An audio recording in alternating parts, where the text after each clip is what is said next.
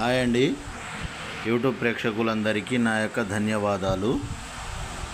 మనం చెప్పుకునేది మరుగుమందు గురించి అండి. ఈ మరుగుమందు ఎన్ని రకాలు ఉంటుంది, ఏ విధంగా తయారు చేస్తారు, ఎందుకు పెడతారు అనేది చెప్పుకుందాము. ఈ మరుగుమందు అనేది 2 రకాలు ఉంటుందండి. ఒకటి కడుపుకు పెట్టేది, అంటే తినే తాగే దాంట్లో కలిపి పెట్టేది. తినే తాగే దాంట్లో అంటే జ్యూస్లలో, లేకుంటే బిర్యానీల్లో, లేకుంటే కర్రీస్లలో, లేకుంటే ఏ ఆహార పదార్థాలలోనైనా జ్యూస్లలోనైనా పెట్టవచ్చు. ఇంకొకటి బట్టలకు, చెప్పులకు, వంటికి, తలకు పూసేదండి.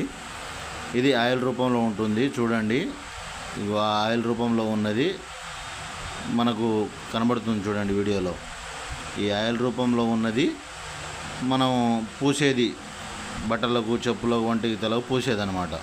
ఇగో ఈ పౌడర్ రూపంలో ఉన్నది తినే తాగే దాంట్లో పెట్టేది, కడుపుకు పెట్టేది. ఈ పౌడర్ రూపంలో ఉన్నది. ఇంకొక పౌడర్ రూపంలో ఉన్న ఎల్లో కలర్లో ఉన్నది మనకు ఇరుగుడు అమ్మ. ఇది చూడండి, ఇరుగుడు.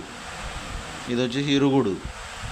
ఇది ఆకులతోటి, వేర్లతోటి, పువ్వులతోటి, మరల మాతంగి యొక్క చెట్టు ఆకులు, వేర్లు, మన అత్తిపత్తి చెట్టు యొక్క ఆకులు, వీటితో పాటు కొన్ని వేర్లు, పువ్వులతోటి, ఈ కాయలతోటి తయారు చేస్తాము. ఈ మరుగుమందు ఎందుకు ఉపయోగిస్తామంటే భార్యాభర్తల మధ్య గొడవలు ఉన్నా, అత్త కోడల మధ్య గిట్టకపోయినా, లేకుంటే తల్లిదండ్రుల మాట వినని పిల్లలకు, లేకుంటే ప్రేమించి మోసం చేసిన వారికి, లేకుంటే పెళ్లి చేసుకుంటా అని నమ్మించి మోసం చేసిన వారికి, లేకుంటే మన దగ్గర డబ్బులు తీసుకొని వాపసు ఇవ్వని వారికి, ఒక మాటలో చెప్పాలంటే ఇది మన మాట వినని వారికి మన మాట వినే విధంగా చేసుకోవడానికి ఉపయోగిస్తారు. భార్యాభర్తల సమస్యలకు చక్కటి పరిష్కారం.